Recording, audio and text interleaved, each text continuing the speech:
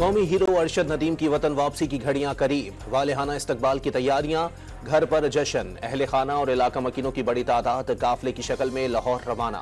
अरशद नदीम रात 1 बजे लाहौर एयरपोर्ट पहुंचेंगे।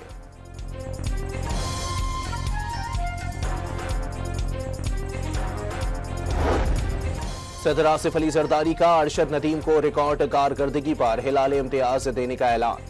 काबीना डिवीजन को मरासला इरसाल कर दिया। कौमी हीरो को खुसूसी तकरीब में सिविल अवार्ड से नवाजा जाएगा।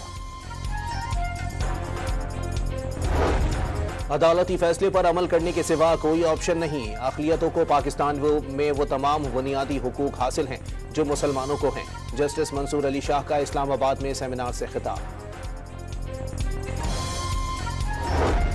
और मौलाना फजलुर रहमान ने शहबाज शरीफ मुल्क को आगे ले जाने में नाकाम करार दे दिया। अमन अमान की सूरत हाल खराब होगी तो मईशत भी ठीक नहीं होगी। मर्दान में किसान कन्वेंशन से खिताब।